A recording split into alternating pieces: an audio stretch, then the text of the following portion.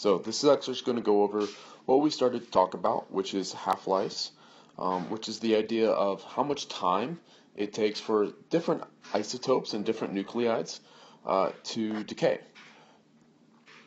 So what that means is similar to what we did in the lab where we had the M&Ms. If we take 100% of some sample, so if we take a sample, let's say like what we did, we started with 100 M&Ms, and we want to know how long it takes for that to decay. And so what this is kind of going over is the idea of how long does this process take?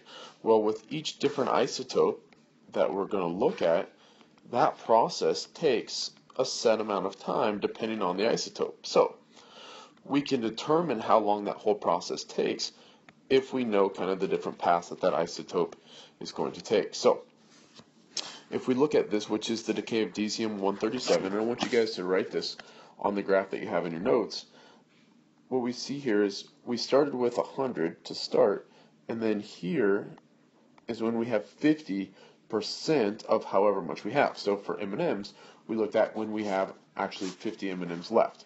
This is what takes place in what is considered the first half-life.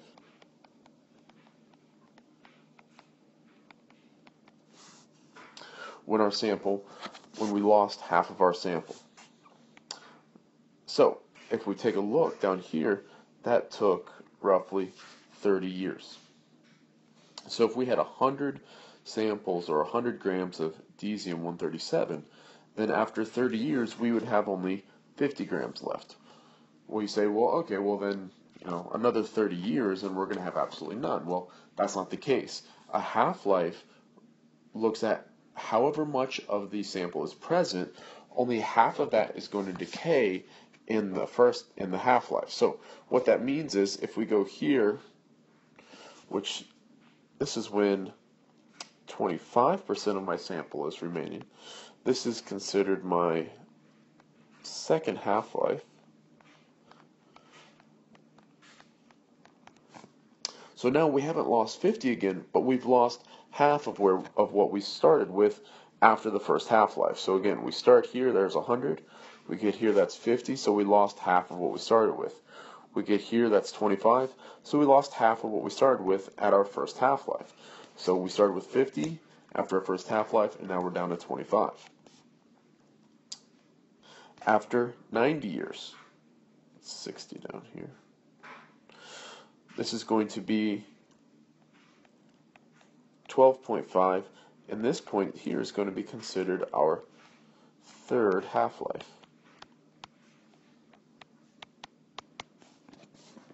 Right, and on and on and on and on. And so we could keep going with this, and again, why do I only get 12.5 after this third half-life? Well, because half of what I had to start with, which was 25, half of that is going to decay in those 30 years. So I'm going to have 12.5 that is still remaining, and I'm going to have 12.5 that is going to decay. And so as this goes on, right, we get to our next half-life. This would be our fourth half-life, and our fifth, and our sixth, and our seventh, and our eighth. And if the idea is that for each half-life,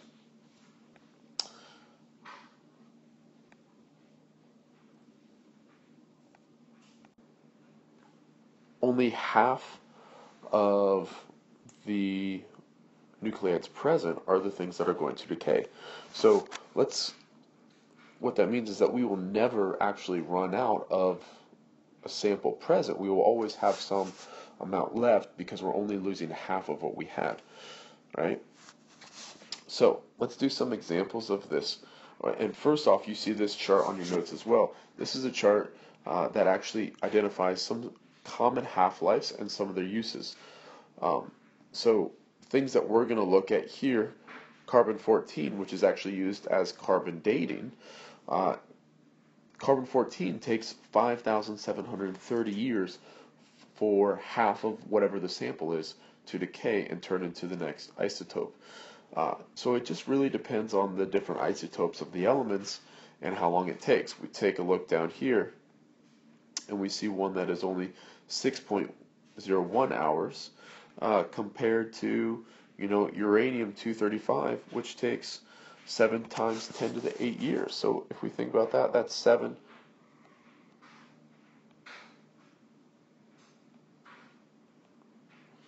That's this many years.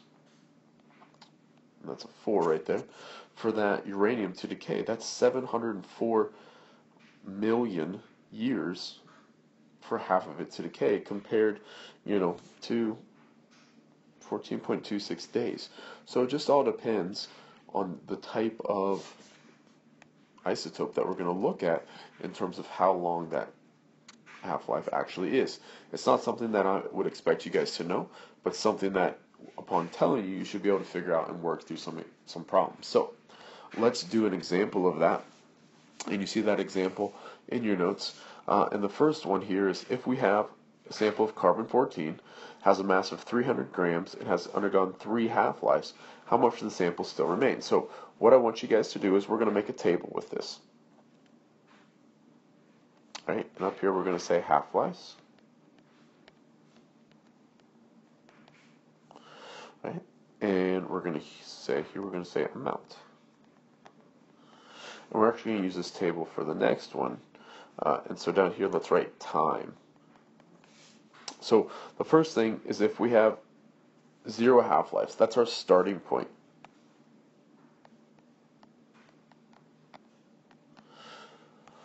It says in the problem that we have 300 grams present. So, and the amount of time that has gone by is 0. And we're going to fill in time later, but this is what I want us to think about, and this is a way that we would work through these types of problems. Now, if we have gone through 1 half-life, what that means is that half of what we started with, so half of what we had here at the very beginning, is going to have gone away and turned into whatever the new isotope is when it goes through whatever type of decay it does. So what that means is that I would have 150 grams left over, because half of that has decayed. So that's after 1 half-life. So then after 2 half-lives, half of what I had here is going to decay. Again, we're not going 150, 150. We're going to go 300 to 150, that's half. And then 150 to 75 grams has decayed. So again, half of what we had here after my first half-life.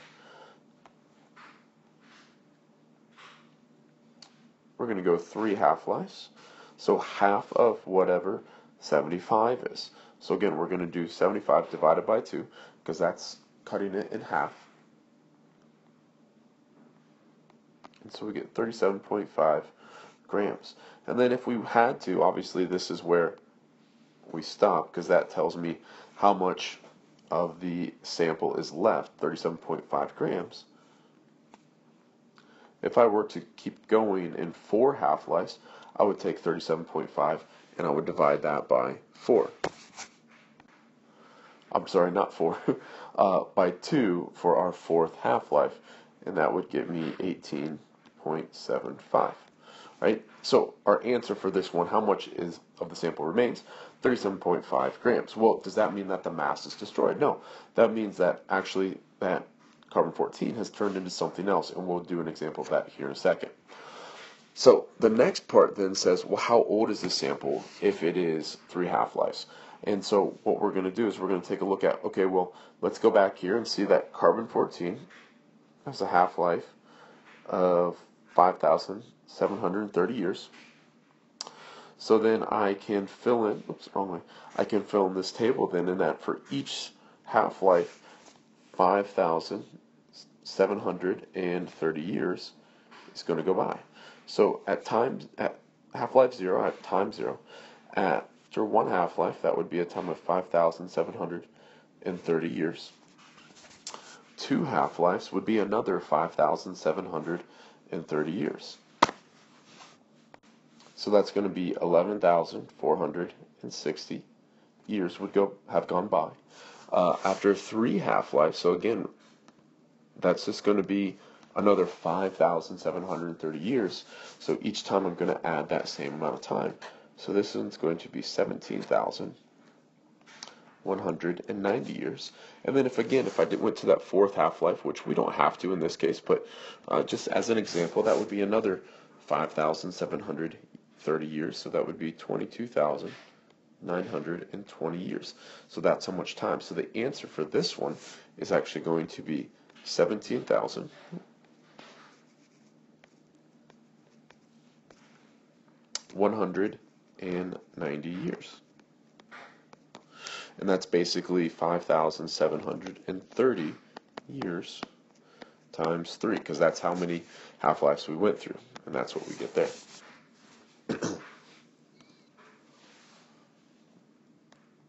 Now, how do we know that there's radioactive decay happening is something called a Geiger counter. And when I get back, we'll actually talk about this a little bit more.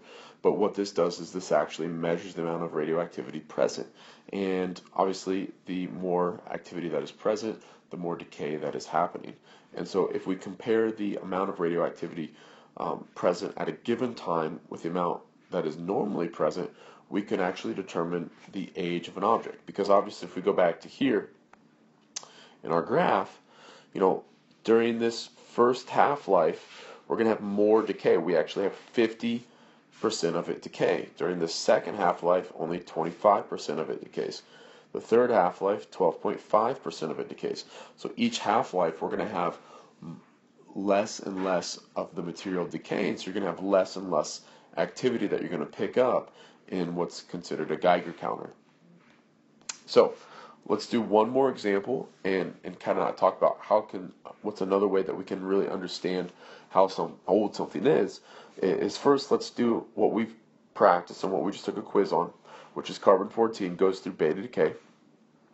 What isotope would be produced? So carbon-14, so we're going to do carbon-14, has an atomic mass of 14, as I say, and then atomic number of 6. It's going to go through beta decay, so that means in the nucleus, a neutron turns into a proton, and an electron shoots out. So we're going to lose an electron, which has a -1 charge. And what sample then would be produced? Well, my mass can't change. I had a neutron turn into a proton, so there's no difference of mass, and we gained a proton, so I'm actually 7. So that's nitrogen-14. Now, what would be produced? So then if we think about what is the ratio of nitrogen-14 to carbon-14 after 0, 1, 2, and 3 half-lives, so again, we're going to make a separate table here, and we're going to do half-life on the top. We're going to do carbon-14 here, and then nitrogen-14. And this is, again, a way that we could determine how old something is at 0 half-lives. Carbon is really our building block of life, so we have 100% of carbon and 0% of nitrogen. Now, after 1 half-life, carbon-14 is going to decay. So that means 50% of our sample is going to be carbon-14, or 50% of what would originally be there would be left of carbon-14, and 50% of that carbon-14 would be turned into nitrogen-14. After 2 half-lives, 25% of the original amount of carbon-14 would be present, and now 75% would be nitrogen-14. So again, each time, these two numbers have to add up to 100%. Originally, it's all carbon, turns into no nitrogen. After 1 half-life, half of that carbon has been turned into nitrogen-14, and again, they both add up to 100%. After 2 half-lives, now we're down to 25% of my original amount of carbon, and so we have nitrogen-14. That is now 75% of my sample. And we'll do one more in my third half-life. This is going to be 12.5% of my original amount that I started with, and now it's going to be 87.5% nitrogen-14. And so we can see that comparing these two, if we compare nitrogen-14, how much nitrogen-14 is present in a sample compared to how much carbon-14 is present in a sample, we could determine, based on understanding the half-life of carbon-14, how many years have actually gone by and how we could date something based on the amount of carbon-14 that is present.